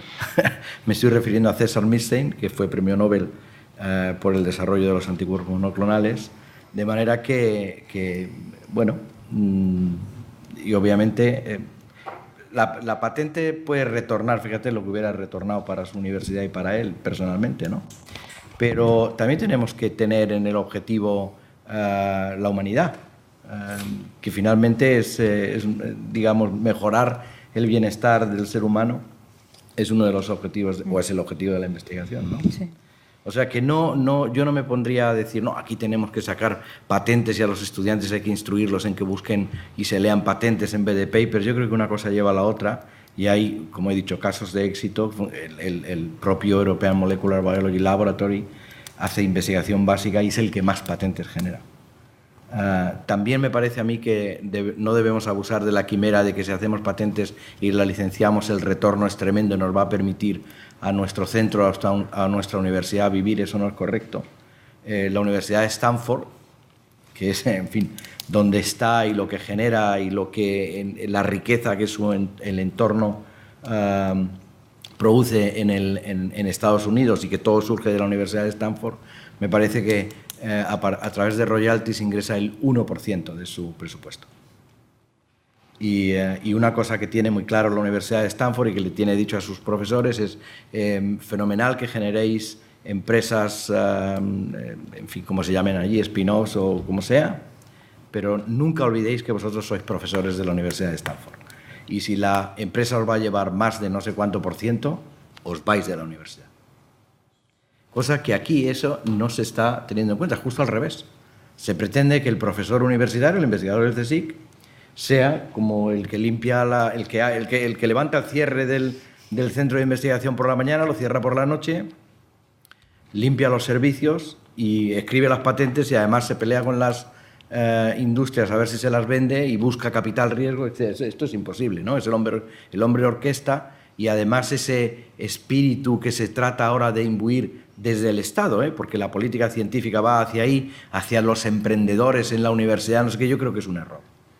Yo creo que lo que hay que hacer es sembrar y donde crezca la espiga, regar un poquito más. Y la espiga es talento, la espiga es excelencia, la espiga es competitividad, etc. Pero lo que hay que hacer es sembrar, es tener un campo grande y a mí me parece que si uno mira la historia, lo que pasó en Estados Unidos después de la Segunda Guerra, cuando decidieron apostar por la investigación científica, aquello fue una inversión masiva. De manera que la riqueza que provenía o que está proveniendo de la investigación era por reposamiento, no podía ser de otra manera. En Estados Unidos hay mucho bueno, pero hay muchísimo malo mediocre y una cosa alimenta a la otra, ¿no? Es decir, cuanto más hielo ponga uno en el iceberg, más hielo tiene fuera del agua, ¿no? Y eso es evidente. Entonces, lo que no podemos hacer es enfocarnos solo para tener hielo fuera del agua porque se hunde. O sea, que eso es... y me parece que en este país, y yo creo que la política europea va un poquito más por ahí, se trata más de aplicar el conocimiento que ya se tiene, abandonar un poco, digamos, la ciencia por la ciencia y potenciar más la transferencia, no sé qué, pensando en que vamos a rentabilizar algo que no es rentabilizable, porque en realidad si no hay conocimiento no hay nada que rentabilizar. Ya he pegado yo la arenga. Siguiente. Perdone. No, sin problema. Jaime Rodríguez, del Centro de Investigaciones Científicas Avanzadas de la Universidad de Coruña. Estoy totalmente de acuerdo con vuestras aproximaciones y todas las patas que habéis puesto para que los centros sean singulares y que busquen la excelencia. En la primera charla relacionada con talento, Dolores, empezaste a hablar, llegaste al final. Estoy totalmente de acuerdo que el talento nos lleva a la autoexigencia, porque al final las personas son las que hacen las cosas. Pero me gustaría que opinaseis un poco sobre el talentito, lo que le llamo el talentito. ¿Qué tipo de aproximaciones deberíamos tener para atraer a los estudiantes, que al fin y al cabo es nuestra fuerza más importante? Pues estamos en la universidad y desgraciadamente estamos vaciando las facultades. Queremos efectivamente tener excelencia en nuestros centros, pero a cambio estamos vaciando las facultades. Los estudiantes dejan de ver a esos científicos locos que pasan con batas y empiezan a sentir que la universidad parece que la queremos dividir en una parte de docencia y una parte de investigación, cuando las dos cosas tienen que ir conjuntas. Una no se entiende una sin la otra. Entonces, ¿cómo deberíamos hacer los centros para atraer a esos estudiantes que están un poquito lejos ahora? En algunos casos, por ejemplo, vosotros probablemente los tengáis más cerca que CICA. CICA, desafortunadamente, se construyó en un sitio pues, donde se podía, donde la universidad pudo construirlo. Entonces, ¿qué tipo de programas deberíamos tener para que los estudiantes no se olvidasen de que, bien, vuestros conocimientos que os hemos dado ahora sirven para mover las ruedas del país y la rueda de la humanidad? Bueno, lo que dices es realmente un problema que nosotros también identificamos. Procuramos, es responsabilidad también, los investigadores somos profesores también, nosotros tenemos un investigador del CSIC, pero todos los demás somos profesores de la universidad. Entonces también está en la responsabilidad de cada profesor no quedarse solo en dar su clase, sino, como tú dices, ¿no? La formación es algo integral y que desde el principio estén en contacto también con la investigación en general y con la investigación que se hace en su universidad y en sus centros. En actuaciones particulares, pues ocasionalmente pues, los llevamos a hacer una visita a los estudiantes más interesados y demás, ¿no?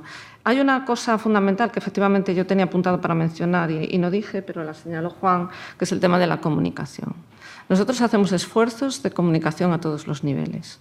Primero, para que se nos conozca a nivel global en el mundo, porque también para atraer tienes que ser conocido, también incluso desde el punto de vista de la transferencia. Las empresas también quieren identificar una marca y en eso la comunicación es muy importante.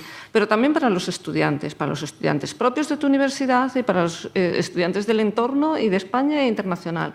Entonces, nosotros sí que hemos hecho ya hace 2 o 3 años lo que tú hablabas un poco, hemos contratado un responsable de comunicación para los centros, que en coordinación, a veces mejor o peor, con el gabinete de prensa de la universidad, pues hace una tarea importante y sobre todo estamos presentes en redes sociales, en el Facebook, en Twitter, y no perdemos ocasión de insistir a los alumnos que nos sigan, porque realmente, bueno, pues estamos en el mundo en el que lo que les llega es lo que está en las redes sociales y, bueno, procuramos que en Twitter estén siempre, pues, oye, pues un chaval lleva un premio o si hay una publicación muy destacada o cosas realmente que les puedan enganchar, ¿no?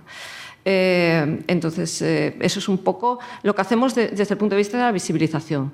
Y luego nosotros en particular también hemos puesto en marcha, es la parte que dije que quería hablar, pero ya no me daba tiempo y la dejé, pues medidas de atracción de talento a todos los niveles, desde undergraduate, desde los estudiantes hasta la etapa postdoctoral.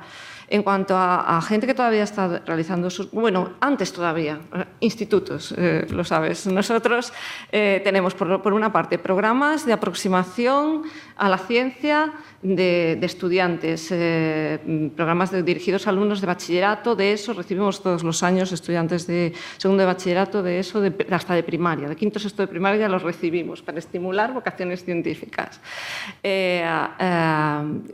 Hemos hecho también un par de veces, y lo volveremos a hacer, incluso jornadas de puertas abiertas para el público general. Han ido abuelos, nietos, gente muy interesada, o sea, que la que viene está extremadamente interesada por saber lo que se hace dentro de los centros de investigación de la universidad. Pero luego sacamos también un programa de becas de verano, que estamos en la 3ª edición, tiene mucho éxito y tenemos peticiones de toda España. Y lo que tratamos es de que los estudiantes con más inquietudes y más talento que nos conozcan y que piensen, decir, bueno, Santiago está ahí en una esquina, pero, oye, a lo mejor es que están haciendo cosas interesantes y me interesa hacer un máster ahí y hacer a lo mejor un doctorado. Primero te tienen que conocer. Y si no llegas con las redes sociales, tráetelos. Estamos teniendo éxito también. Y luego tenemos programas de apoyo para los que entran en fase de máster, luego el programa de postdoctorado internacional que lanzamos también hace 2 años, la red de centros, ofreciendo sueldos competitivos, entre comillas, dentro de las limitaciones que tenemos, pero aspirando a cubrir también un déficit que tenemos poco personal investigador extranjero y tenemos que ser receptores y no solo de países con los que haya a lo mejor acuerdos Erasmus Mundus, sino aspirar a que en Europa y en otros sitios se nos conozca y vengan a hacer el postdoctorado en condiciones dignas. Es muy difícil, ya a ese nivel es muy difícil. Pero bueno, no hay que dejar de pelearse y bueno, en el sentido de que tenemos que hacer de todo en los centros, pues también comunicación, poner en marcha iniciativas para atraer talento, es algo fundamental y que nos lleva mucho esfuerzo, pero bueno, vale la pena, entendemos que vale la pena. Yo a la vista de esto te quería simplemente hacer una pregunta. Comentaste ahí que incluso tenéis programas de apoyo para las personas que estaban haciendo o que iban a empezar a hacer el máster. Sí. ¿Apoyo económico? Hay una serie de convocatorias de contratos a tiempo parcial a las que pueden aspirar alumnos en etapa de máster, ya que no son contratos asociados, contratos predoctorales, sino que sacamos esa marca de que tengan que estar, sino que ya un licenciado desarrollando un trabajo de máster a tiempo parcial y en un horario compatible con su programa formativo, pues pueda desarrollar un proyecto de iniciación e investigación en una línea concreta. Es decir, no es tanto formación, sino como trabajo en una línea concreta, pero de iniciación investigadora. Pero bueno, para los que llevan estos contratos, obviamente es un estímulo para continuar y también, si lo conocen de antes, digamos, refuerzan el interés. Eso está dentro entonces de la política, en este caso de vuestra universidad, que os apoya por disposición de fondos para poder hacer eso. Bueno, nosotros lo hacemos con los recursos que nos da primero, lo hacemos desde que éramos agrupación estratégica simple y lo continuamos. Con los que conseguimos más o menos que los que efectivamente, nosotros eso son todo políticas de centro. Esto es, en fin, yo creo que sí que es una cosa importante. En mi centro, con los fondos, esto no lo permite hacer los fondos del Severo Ochoa, sí que hemos querido hacer, porque obviamente hay que sembrar, como decía, ¿no? Y a nivel de máster es donde tú detectas el talento que luego lo puedes captar para que se quede, ¿no? El talentito, como le llamas tú.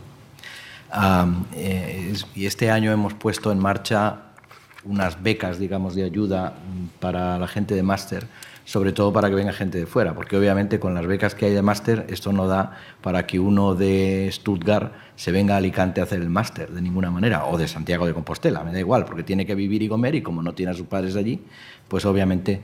Entonces, hay que moverse. O sea, lo que hicimos es, vamos a poner estas becas, les vamos a dar un dinero para que vivan, o más bien que sobrevivan, porque si les ponen mucha pasta, el interés decrece. Quiero decir, tiene que haber un interés genuino en hacer esa etapa formativa, ¿no? Malviven. Entonces, bueno, quiero decir, es un filtro, ¿no? Y la otra, le pedimos a la universidad que les evitara la matrícula. Por supuesto, la universidad ha dicho que no.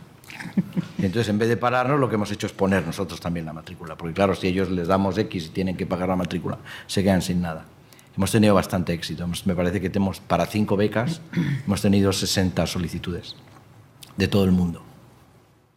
Y eso yo creo que por eso lo que estaba diciendo Dolores es una buena estrategia, es una estrategia de centro.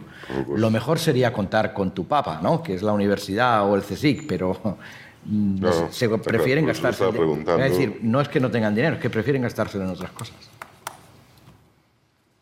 El problema muchas veces es que tú diseñas esta estrategia, en este momento determinado tienes determinados tipos de fondos y te parece correcto, tienes que tratar de comulgar porque a lo mejor lo ideal sería poder sacar algún tipo de beca y venderlo como beca en vez de como contrato, pero el estamento o los procedimientos no te lo permiten, con lo cual muchas veces es que estamos jugando siempre ideando, Volvemos al modelo de gobernanza. muchas veces Mira, sí.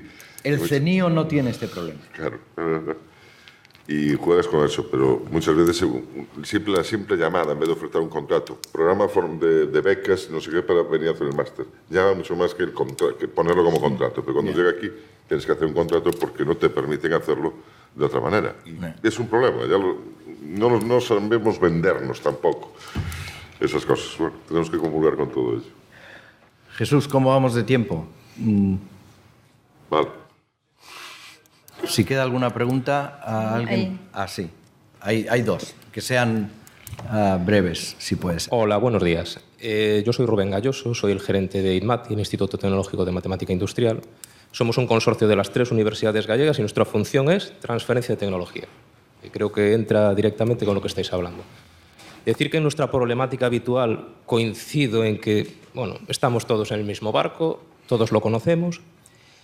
Y esto es una cuestión que me gustaría preguntar, que va muy relacionado con lo que es, digamos, la valorización, pero la valorización económica. Y creo que al final está muy relacionado con todas las cosas que estamos hablando, porque al final tenemos un problema de recursos. Pero la cuestión, y relacionado con la analogía que ponías con el trigo, es... Vale, tenemos muchas dificultades, bueno, no siempre llueve, no tenemos el mejor abono, pero al final la verdad es que tenemos bastante buen trigo. Sí. Y la verdad es que las empresas vienen a por el trigo. Pero la cuestión es, ¿qué precio le ponemos al trigo? Y cuando me refiero a eso, me refiero en el sentido de que hay muchas opiniones, y por eso me gustaría que cada uno de vosotros diese su opinión, porque, por ejemplo, al final, la investigación, y estamos hablando en grandes, no deja de ser pública.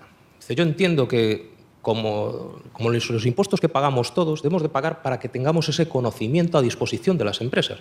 Por si no lo tuvieran aquí, se tendrían que ir a otro país. Pero en el momento en que tenemos ese trigo, yo personalmente creo que deberíamos de cobrarlo lo mejor que podamos, porque con ese precio podríamos volver a reinvertirlo. Pero es que esta cuestión, que también tiene su punto ético, pues es muy opinable. Porque, por ejemplo, las empresas lo que hacen es, ven que hay distintos granos y ven al que se lo venden más barato. Y realmente también están jugando con nosotros. Y la verdad, la realidad de lo que pasa es que, bueno, hay bastante buen trigo alrededor de España, pero las empresas van picoteando a ver cuál es el que es más barato.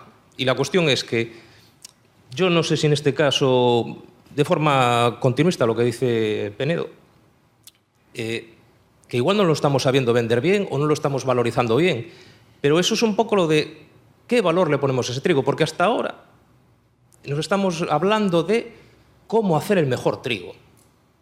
Pero yo creo que teníamos que hacer una reflexión del segundo, vale, y una vez que lo tenemos, ¿cómo hacemos para sacar el mejor precio, para poder seguir reinvirtiendo y no volver a sacar mejor trigo, sino igual ya sacar la panificadora completa para la siguiente? Porque además con esa panificadora vamos a poder contratar a la gente que a su vez estamos formando. Yo te agradezco muchísimo esta pregunta porque está aquí, está puesto aquí, está en el se quedaba en el tintero. Y ese es un problema general que yo he detectado, y hablándolo con mis compañeros de mesa lo han detectado igual, en todo el panorama español, sea universitario o no.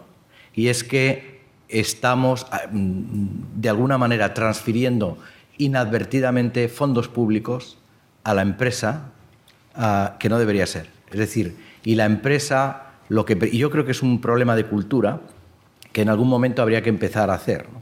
La empresa quiere servicios por parte de la universidad o por parte de los centros de investigación baratitos y sin compromiso.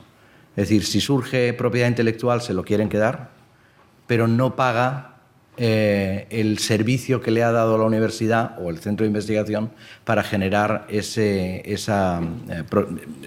conocimiento. Los contratos con las empresas son contratos leoninos. La empresa no paga ni la mitad de lo que cuesta lo que se está haciendo. Y la empresa con esa situación está contenta, pero es una situación que yo creo que hay que ponerle atajo, ¿no? Yo esto lo he calculado. Y yo, en algún caso, cuando era director de mi instituto, he prohibido que se hagan ciertos contratos, porque al final el centro le llegaban, de contratos que eran de miles de euros, le llegaba 30 euros de overhead. Y yo llamé al investigador y le dije, ¿con qué ordenador le vas a hacer a la empresa el informe? Dijo, eso es lo que más me va a costar. Y digo, ¿pero con qué ordenador? Dice, pues con el ordenador que tengo en el laboratorio. ¿Y quién te lo ha comprado? Porque fui yo el que te lo di. Como director, te lo adjudiqué hace un par de meses. Y eso ha costado dinero. No le vas a cobrar a la empresa ni lo que vale el ordenador. O sea, que eso no puede ser. Y esto hay un documento de la CRUE de hace unos años que denuncia esto, pero nadie se ha hecho eco. Nadie. Y yo hablando con rectores y con otros, en fin, todos lo detectan, pero nadie hace nada porque lo que quieren en su nómina es tener una lista de muchos contratos, una lista larga de contratos con empresas. Es decir, mi universidad es la que más innova porque fíjate si tiene contratos con empresas. Pero se lo está regalando. Y eso además incide en otro problema, y es la generación de empresas que puedan dar esos servicios, porque no pueden competir, porque las empresas sí que tienen que pagar la luz, el agua, el personal, el local, el alquiler, etcétera, cosa que el profesor universitario que hace el contrato con una empresa no lo paga. O sea que has puesto un problema muy serio encima de la mesa que yo creo que las universidades se lo tienen que plantear, porque con los overheads que cobran, en fin, la cosa es que el investigador se queda muy contento porque consigue el salario de un becario, se lleva 3.000 o 4.000 euros para su bolsillo y la universidad hace un contrato con la empresa que le viene muy bien, pero al final quien está poniendo ahí el dinero de lo que se está dando son los contribuyentes, ¿no? Que pagan con los impuestos, y esto no es justo. No sé si he contestado. Oye, ¿queréis una cosa simplemente, un minuto? Entonces, de IMATIC tenéis distintos investigadores. ¿Quién establece las cláusulas? ¿Tenéis una política, digo tenéis, personalizo en ti como hablo del mío o hablo del otro lado? ¿Quién establece las cláusulas de los contratos? El investigador que habla normalmente y dice que con esto más o menos o lo que sea. ¿Quién de verdad negocia? Nosotros muchas veces, la parte individual muchas veces es el investigador el que al final acaba negociando, porque no hay gente... Vente para aquí que yo valorice. Tengo un análisis del producto y no lo voy a vender por esto. Entonces, ¿cuánto vale eso? ¿Cómo valoras eso? ¿Cómo lo haces? ¿Quieres que te responda? Te digo... Sí. Quiero decir, es en general, estoy diciéndolo en general. No, si no es ningún problema. Que de hecho es una cuestión que nosotros habitualmente pues exponemos y por lo menos es lo que intentamos. Nosotros en este caso tenemos lo que llamamos la unidad de gestión de la transferencia, donde tenemos personal específico, gestores de transferencia de tecnología e innovación. También tenemos la figura de traductor de tecnología, que digamos que es el interlocutor con la empresa, pero es que es el que está en el punto medio entre lo que es la empresa y lo que es el investigador. Yo, por ejemplo, siempre pongo la analogía. Un motor sin aceite no funciona. En este caso, la figura de estas personas es el aceite, que no es que produzcan ni la energía ni el movimiento, pero sí que es una cosa que necesitas por ahí. En este caso concreto, nosotros en ITMATI, digamos que tenemos regulado, o de alguna forma a nivel interno, lo que vale cada proyecto. Y la persona que negocia con la empresa es cada uno de esos gestores. Es más, la empresa sabe que el gestor que tiene asignado es siempre su interlocutor, tanto a la hora de negociar el precio, como emisión de facturas, como gestionar los posibles resultados o informes que se emitan. Yo, por ejemplo, no vengo aquí un poco también en el sentido de hablar del caso de ITMATI, pero lo que sí es que precisamente como estás fuera y estás negociando con empresas, ese es el problema que tienes, que tú desde el otro lado de las empresas, cuando tú quieres poner en valor lo que estás haciendo, después te hablan las empresas, es que sí, vosotros tenéis el impuesto revolucionario. Y tú te dices, oye, mira, y tú no tienes tu estructura de costes. Claro. Yo siempre pongo un ejemplo que es muy claro. Mira, tú cuando vas al mecánico, tú pones allí y ves hora de taller 45 o 50 euros. Y dices, mira, ¿y el mecánico te cobra eso la hora? La cuestión es que va un poco relacionado con el tema de la cultura. Y yo lo digo porque, claro, estás en el mercado y estás hablando con empresas y las empresas se las saben todas. Y claro, y esta es una situación donde yo, por ejemplo, me he encontrado donde esa situación que más o menos parece que estamos todos de acuerdo, después cuando llegas allí, claro, hay diferencias. Y realmente también varía cada uno cómo haga la valoración de su know-how. Pero sí que, por ejemplo, coincido con lo que estaba hablando ahora Juan, de lo que son los costes indirectos. ¿Cómo se llega a esa fórmula o cómo eso? Es una cuestión que yo, por ejemplo, la pongo porque me la encuentro todos los días.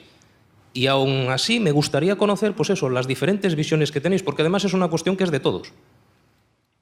Muchas gracias por las respuestas. Yo te puedo decir cómo hice un cálculo, porque esto, como la universidad no lo contempla, lo que contempla es el investigador hace digamos, el budget y entonces le aplica el 10% de overhead, lo cual es ridículo.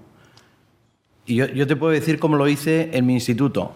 Yo sé exactamente cuánto cuesta mi instituto al año, incluyendo desde el agua, teléfono, etcétera, ¿no?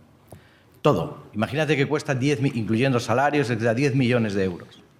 ¿Y cuánto se genera o cuánto de esa parte se pone por ingreso competitivo que los investigadores consiguen? Pues imagínate que es 5 millones de euros. Por tanto, hacer un experimento en el instituto con cargo, digamos, a los costes directos, en realidad cuesta el doble.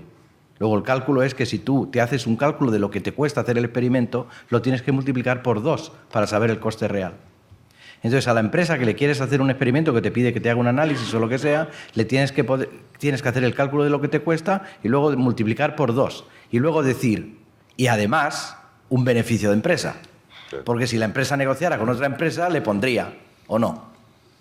O lo que salga, compartimos las regalías. Pero como las empresas no quieren compartir las regalías, pues entonces le tienes que poner un 20%, un 21% de margen y ya está. Y eso es muy sencillo de calcular. Y la gente lo ve muy claro, a pesar de lo cual nunca se aplica. Bueno, no es verdad, porque algunos investigadores, en mi centro se hacen los cálculos cuando, digamos, empresas no españolas, incluso, yo qué sé, de cualquier sitio de Estados Unidos, le dicen, quiero que me hagas estos test en no sé qué, no sé cuánta, por aquí, por allá, porque tengo un nuevo producto, no sé qué. Entonces hacen su cálculo personal, pititín, tititán, sobre salario, en fin, en compensación de lo que sea, cuesta 100.000, entonces dice, pues te va a costar 300.000. Por 3, acabamos ya. Y entonces, si dicen que es muy caro, le dice, pues vete a alguien que te lo haga más barato. Ya está. Con esto tenemos que acabar. ¿No había ninguna pregunta? Bueno, te lo agradezco. Acabamos, nos hemos pasado de tiempo. Yo os agradezco las preguntas, la paciencia. Yo dije que no iba a hablar y vamos, totalmente inútil, ¿no? Agradezco a mis compañeros de mesa su sabiduría y sus consejos y espero que esto sirva para algo. Muchas gracias.